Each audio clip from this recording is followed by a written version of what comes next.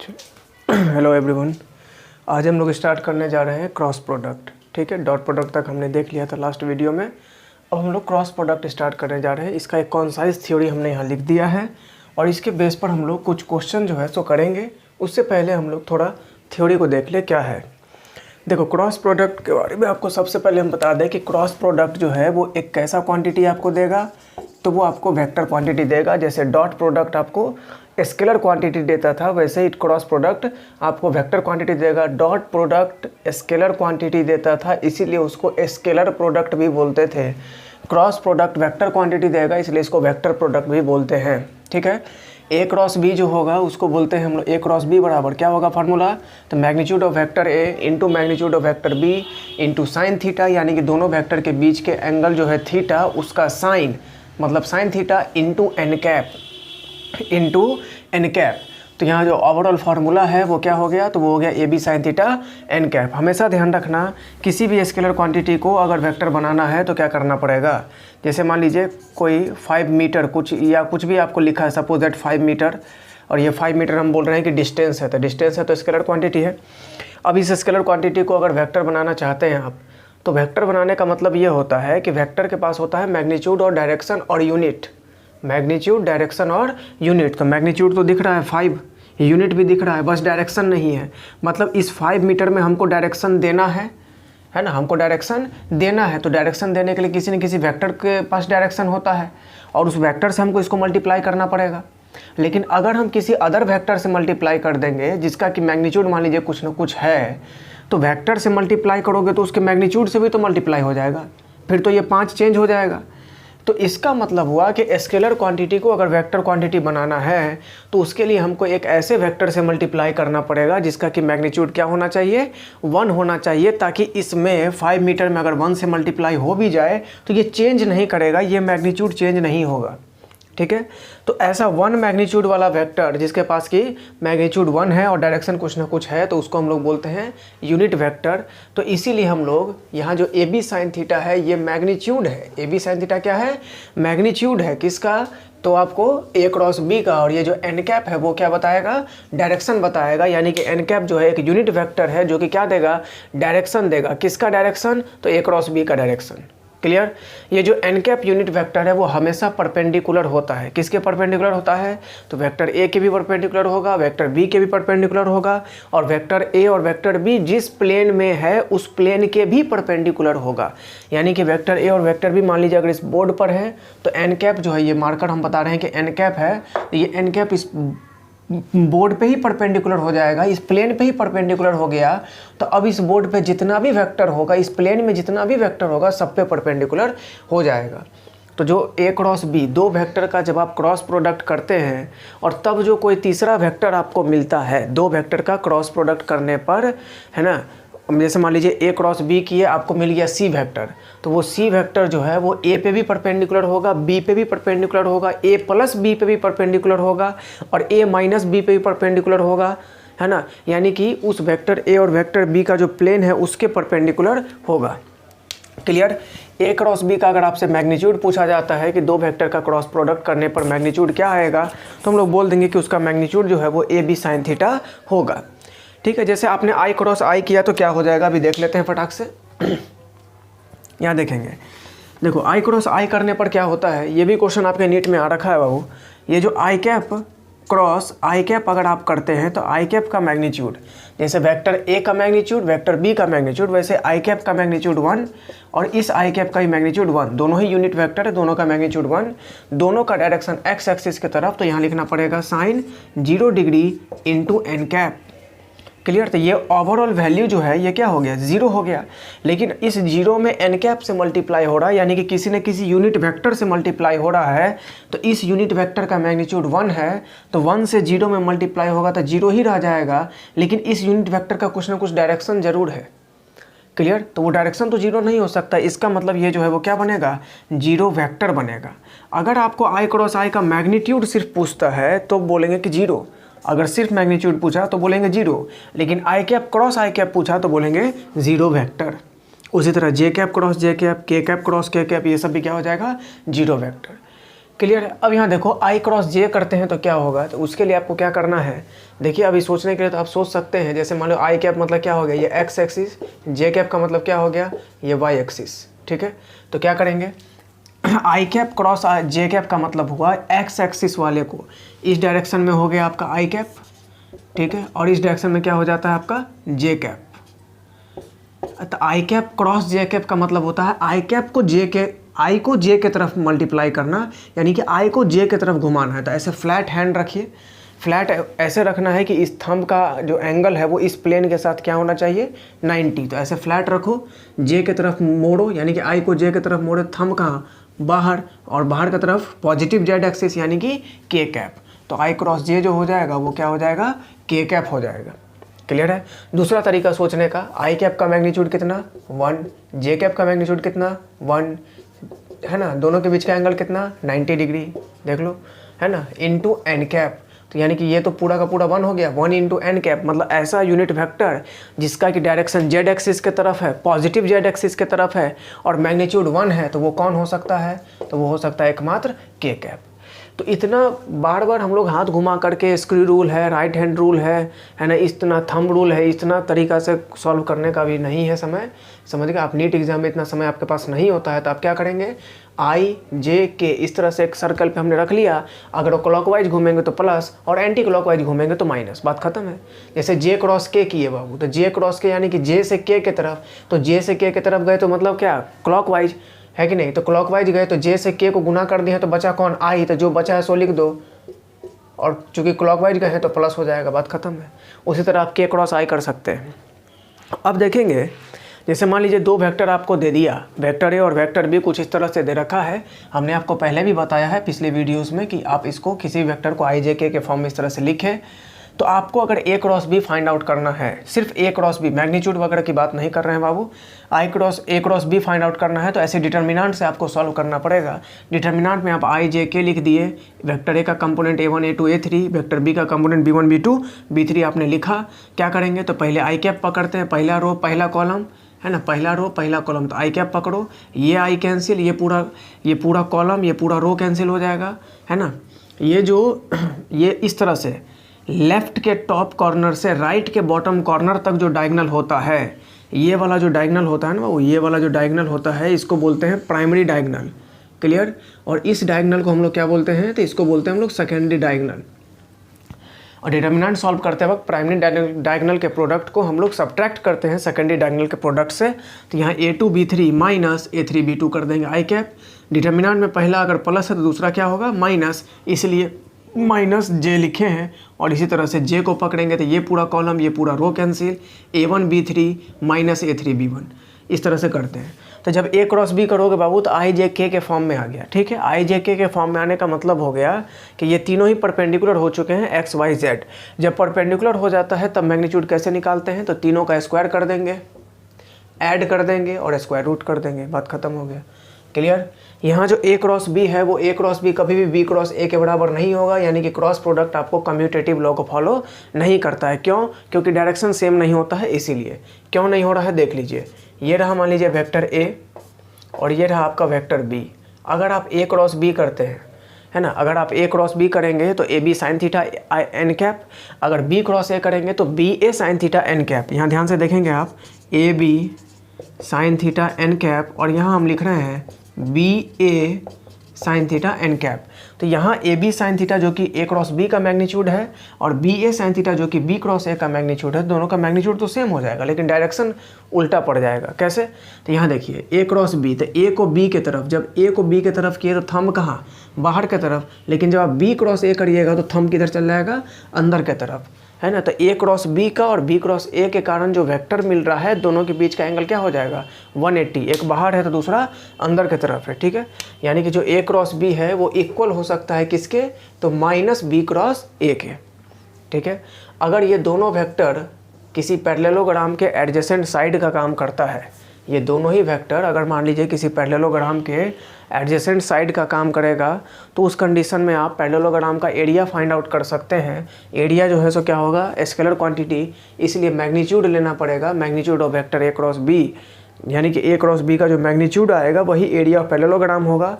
और एक पैरेललोग्राम में कितना ट्रायंगल, तो 2 ट्रायंगल, एक ये ट्रायंगल एक ये ट्रायंगल। तो अगर area of triangle Babu find out करना है तो इसी ए क्रॉस बी के मैग्नीट्यूड का आप क्या कर देंगे, सीधा हाफ कर देंगे, तो आपको एरिया ऑफ ट्रायंगल मिल जाएगा। तो ये मोटा मोटी ओवरऑल आपका कंप्लीट थ्योरी यही है ना। क्रॉस प्रोडक्ट में आप इतना ही काम करते हैं। अब इसके बेस पर हम लोग कुछ क्वेश्चन देख लेते हैं, आप इसको नोट कर लीजिए अपना। चलिए अब हम लोग क्वेश्चन देखते हैं। कल जो वीडियो हमने अपलोड किया था, लास्ट वीडियो में हमने क्वेश्चन नंबर 21 तक आपको बताया था। अब हम लोग क्वेश्चन नंबर 22 से स्टार्ट करने जा रहे हैं, ठीक है। 22 से ये क्रॉस प्रोडक्ट के बेस पर क्वेश्चंस होंगे। आइए देखते हैं। 22 में क्या बोला कि if vector A is parallel, बस हो गया, यहीं पर क्वेश्चन बन गया। पैरेलल टू वेक्टर बी, है ना, वेक्टर ए पैरेलल है वेक्टर बी के, तो इसका मतलब हो गया कि दोनों के बीच का एंगल कितना हो गया, 0 डिग्री, ठीक है। तो आपको बोला कि ए क्रॉस बी बताओ, तो कोई बात नहीं, हम क्या करेंगे, ए क्रॉस बी कर देंगे, है ना। ए क्रॉस बी बराबर क्या हो जाएगा बाबू, तो A B sine 0 degree N cap. Sine 0 के कारण ये पूरी की पूरी क्वांटिटी क्या हो जाएगी, 0, और 0 into N cap. N cap एक यूनिट वेक्टर है, तो 1 से, यूनिट वेक्टर का मैग्नीट्यूड 1 से जब इस 0 में मल्टीप्लाई होगा तो 1 भी 0 हो जाएगा, लेकिन डायरेक्शन तो खत्म नहीं होगा। तो इसका मतलब हो गया कि इसका जो एंगल जो वैल्यू आने वाली है वो क्या आएगी, 0 वेक्टर। जैसे आई कैप क्रॉस आई कैप 0 वेक्टर था तो दोनों भी तो पैरेलल थे। जे कैप क्रॉस जे कैप 0 वेक्टर था तो वो दोनों भी तो पैरेलल थे। उसी तरह से के कैप क्रॉस के कैप 0 वेक्टर था तो वो दोनों भी तो पैरेलल थे। इसी तरह से यहाँ भी जो ए क्रॉस बी है ये दोनों भी पैरेलल है, तो आंसर क्या आएगा, 0 वेक्टर। नेक्स्ट है आपका वेक्टर ए बराबर दे रखा है ये, वेक्टर बी बराबर दे रखा है ये। आपको बोला इसका मैग्नीट्यूड फाइंड आउट करने, ठीक है। तो इस क्वेश्चन में क्या करेंगे, हमने आपको बताया था कि इस टाइप के क्वेश्चन को कैसे डील करते हैं। अभी जस्ट हमने आपको इस वीडियो में बताया। इस क्वेश्चन को हम लोग डील करते हैं कैसे, डिटर्मिनेंट से। तो यहाँ से आई कैप का कोएफिशिएंट 3, ठीक है, जे कैप का कोएफिशिएंट 1, यहाँ के कैप का कोएफिशिएंट 2, तो यहाँ लिख लो 3 1 2। यहाँ कितना हो जाएगा, 2 - 2 और 4, तो 2 - 2 और 4, इस तरह से हमने लिख लिया। अब सॉल्व कैसे करते हैं डिटर्मिनेंट को, तो सबसे पहले आप क्या करेंगे, यहाँ से जो आप निकालने जा रहे हैं तो ये आपको ए क्रॉस बी निकलने वाला है, ठीक है ना। चलो पहले क्या करो, आई कैप को पकड़िए, तो आई कैप को पकड़ लिए, ये प्लस होगा इसलिए प्लस छोड़ दिए हैं, इनटू ये पूरा कॉलम ये पूरा रो क्या हो जाएगा, कैंसिल।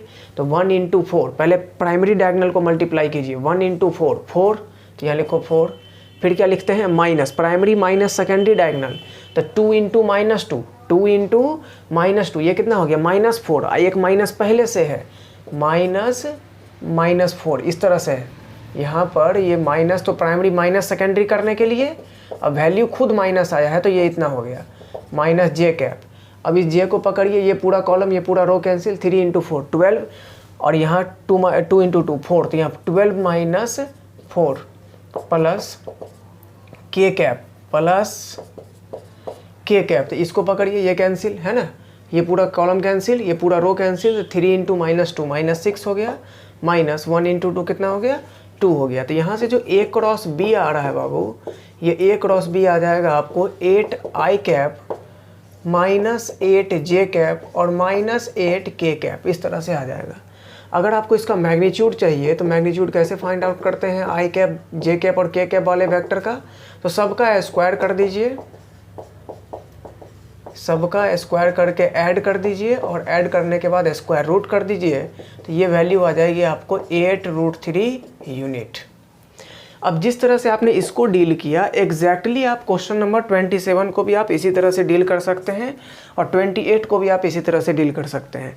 27 में क्या करना है, तो आप ए क्रॉस बी का मैग्नीट्यूड निकाल लेंगे, उसको 2 से भागा देना, 2 से डिवाइड कर देना, तो एरिया ऑफ ट्रायंगल निकल जाएगा, ठीक है। एरिया ऑफ पैरेललोग्राम वाले में क्या करना है, तो इसमें आप ए क्रॉस बी का डायरेक्ट मैग्नीट्यूड फाइंड आउट कर लेंगे, तो उससे भी आपको जो वैल्यू है वो निकल कर आ जाएगी। क्लियर है।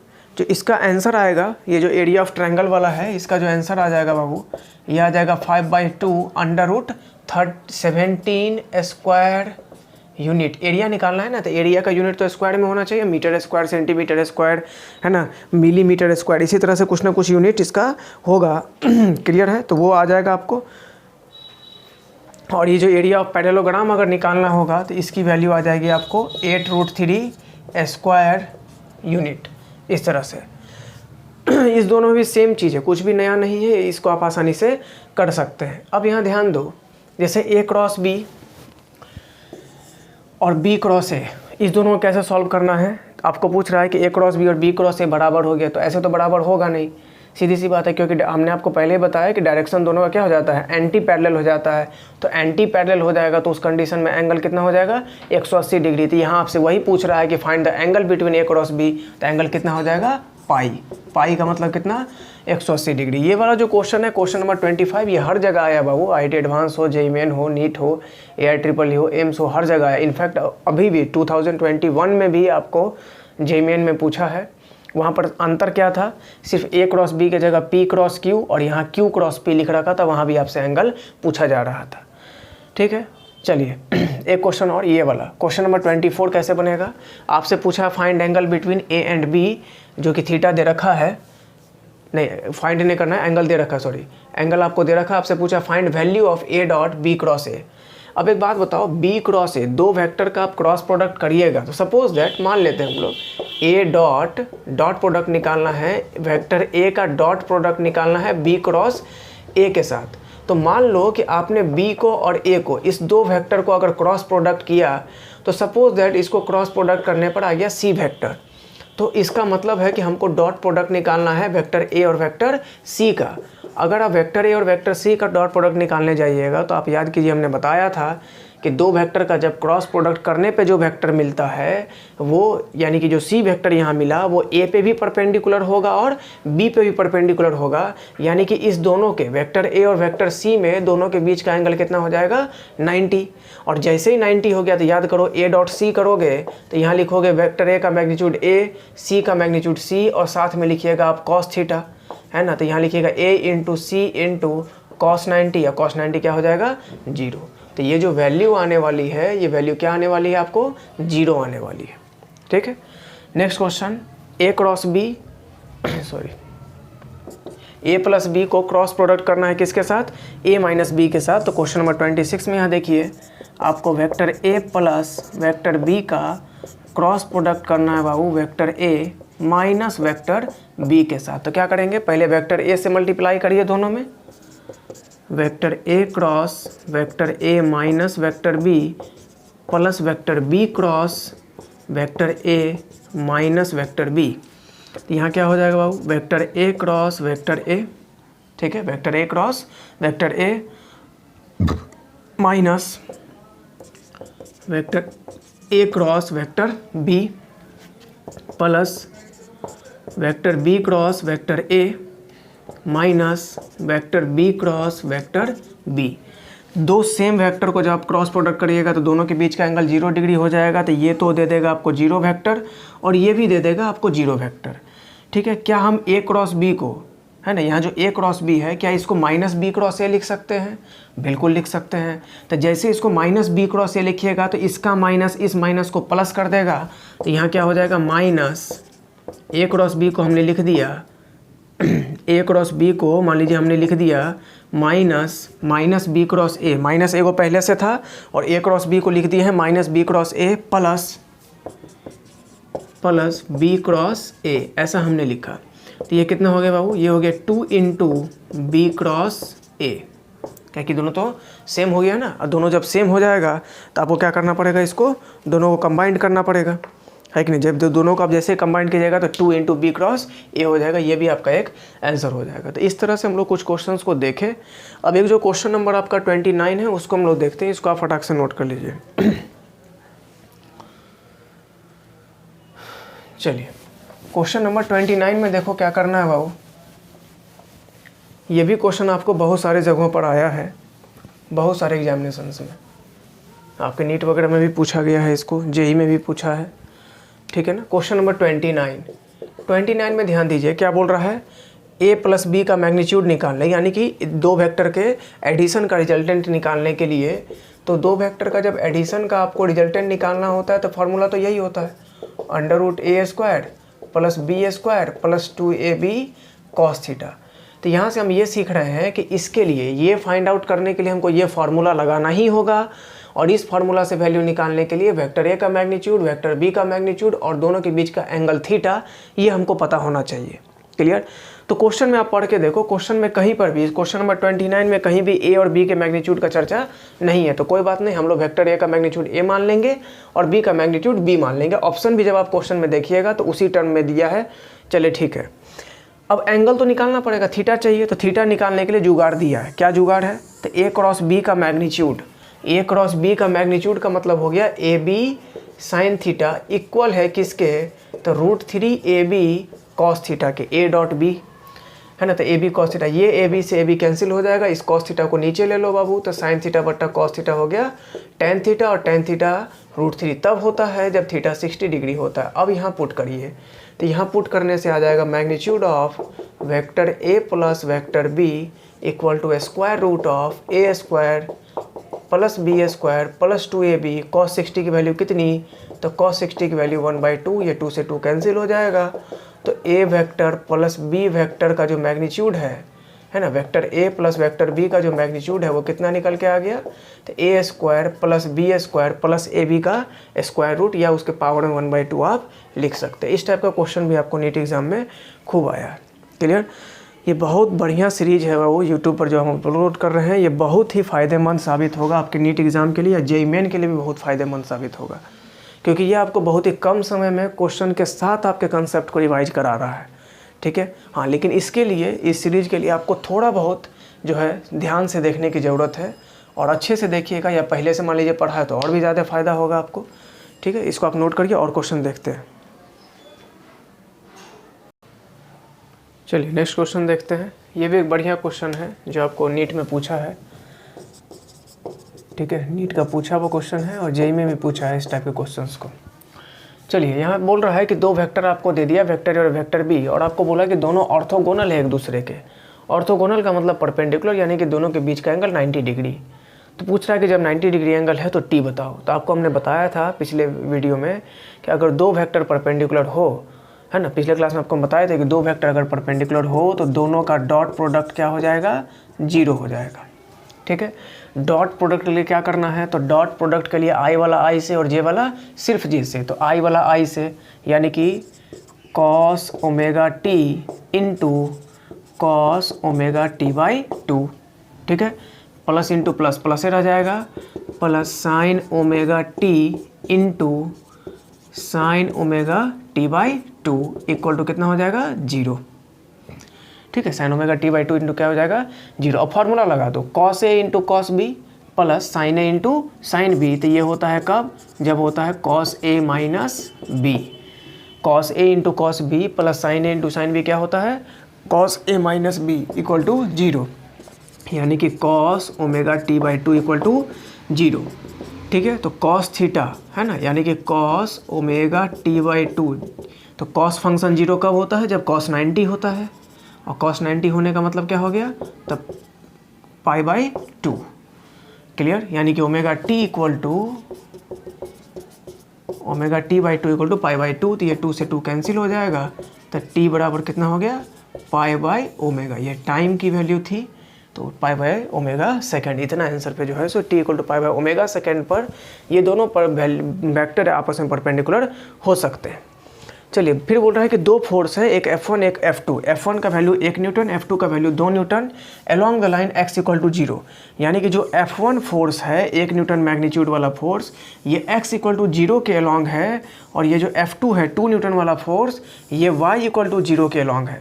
तो x इक्वल टू 0 का मतलब होता है y axis. x equal to 0 यानी कि x एक्सिस की वैल्यू या x कोऑर्डिनेट 0 कहाँ पर होगा? तो y एक्सिस पर होगा, और y एक्सिस का मतलब j कैप है ना। y इक्वल टू 0 कहाँ पर होगा? तो y इक्वल टू 0 होगा आपको x एक्सिस पर, और x एक्सिस का मतलब i कैप। यानी कि जो F1 होने वाला है, F1 वेक्टर अगर हमको लिखना होता तो उसका मैग्नीट्यूड 1 है, तो 1 लिखेंगे। मैग्नीट्यूड 1 है तो 1 लिखेंगे। डायरेक्शन किधर? x0, x इक्वल टू 0 मतलब j कैप। ठीक है, और F2 क्या होगा? तो F2 हो जाएगा 2i कैप। तो जो नेट फोर्स होने वाला है वो F1 vector plus F2 vector, यानी कि हम लोग लिख सकते हैं 2i cap plus j cap. Clear, ये भी इजी क्वेश्चन।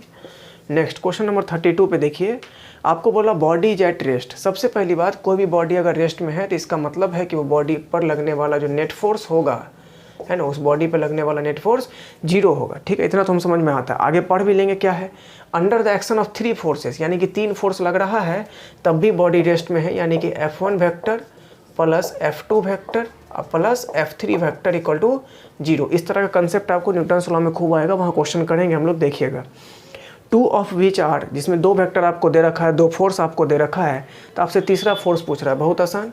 यहाँ पर क्या हो जाएगा 4i प्लस 6j अब प्लस F3 वेक्टर बराबर 0, तो यहाँ से आगे आपको F3 वेक्टर बराबर माइनस 4i माइनस 6j, और ये क्या हो जाएगा न्यूटन में होगा, फोर्स है तो इसका मैग्नीट्यूड क्या हो जाएगा न्यूटन, ये आंसर हो जाएगा। तो इस तरह से हम लोग वेक्टर का जितना भी थ्योरी था, है ना, जो इम्पोर्टेंट थ्योरी है, ओवरऑल थ्योरी आपको हम बता दिए। क्वेश्चंस हमने आपको बहुत सारा करा दिया, 32 क्वेश्चंस हम लोग कर चुके हैं। एक वीडियो नेक्स्ट जो अपलोड होगा उसमें वेक्टर का हम लोग कुछ जेईई एडवांस का प्रॉब्लम और मिसलेनियस प्रॉब्लम्स हम लोग देख लेंगे, फिर आपका वेक्टर पूरी तरह से ख़त्म हो जाएगा। ठीक है, और उसके बाद हम लोग काइनेमेटिक्स की तरफ मूव करेंगे। जैसे ही काइनेमेटिक्स में हम लोग थोड़ा सा आगे आ जाते हैं, प्रोजेक्टाइल तक जैसे ही टच कर लेंगे, उसमें बहुत सारा टेक्निक भी है काइनेमेटिक्स में, टेक्निक को भी हम लोग देखेंगे। तो जैसे हम लोग प्रोजेक्टाइल के आसपास पहुंच जाएंगे तो हम लोग कुछ वीडियो जो है 12th वाला भी सेक्शन से धीरे धीरे उठाना स्टार्ट कर देंगे, ताकि आपका रिवीजन और अच्छे से हो सके। ठीक है, कोई भी डाउट हो तो डिस्क्रिप्शन में जो लिंक है वहाँ से आप पूछ सकते हैं। बाकी वीडियो को अपने दोस्तों के बीच में शेयर ज़रूर करिए, उनको भी फ़ायदा होगा। ठीक है, आपकी तैयारी अच्छी हो पाएगी। Thank you.